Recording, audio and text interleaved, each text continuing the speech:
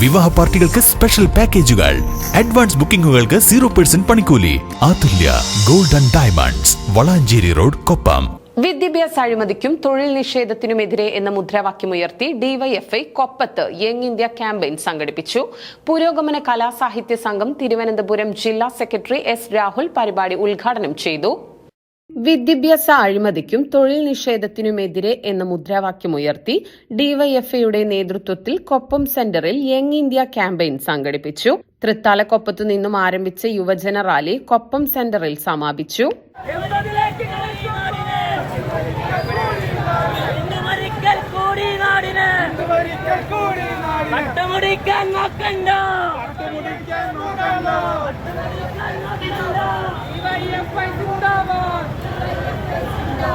August 15 സിന്ദാബാദ്.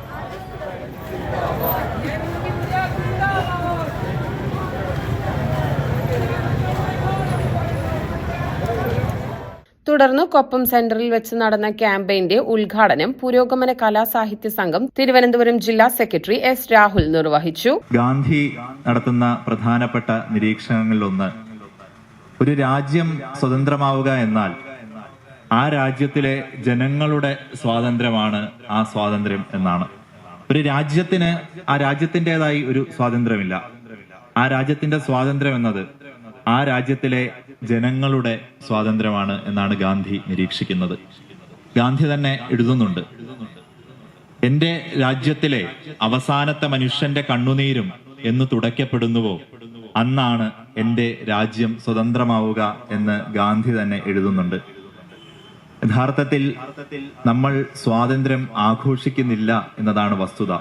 ഇന്നിപ്പോ ഇവിടെ പോലും നമുക്ക് സ്വാതന്ത്ര്യം ആഘോഷിക്കാവുന്ന ഒരു നിലയിലേക്ക് നമ്മൾ സ്വതന്ത്രരായിട്ടില്ല എന്നതാണ് വസ്തുത. ഇവിടെയും നമ്മൾ ഉയർത്തുന്നത് സ്വാതന്ത്ര്യത്തിന്റെ മുദ്രാവാക്യങ്ങളാണ്. തൊഴിലിനു വേണ്ടിയുള്ള മുദ്രാവാക്യങ്ങളാണ് ഇന്നിവിടെ നമ്മൾ ഉയർത്തുന്നത്. ഈ രാജ്യത്ത് അഴിമതിയില്ലാത്ത, വർഗീയതയില്ലാതെ വിദ്യാഭ്യാസം നേടാനുള്ള അവസരമൊരുക്കണം എന്നുള്ളതാണ് നമ്മളിവിടെ ഇപ്പോഴും അന്വേഷിച്ചുകൊണ്ടിരിക്കുന്നത്. ബ്ലോക്ക് പ്രസിഡന്റ് ജെ അർജുൻ അധ്യക്ഷനായി. Block secretary M N. Sudeep, Vineeth, DYFI സംസ്ഥാന കമ്മിറ്റി അംഗം P V. Ratheesh, CPIM area committee അംഗം എ. സോമൻ തുടങ്ങിയവർ പങ്കെടുത്തു.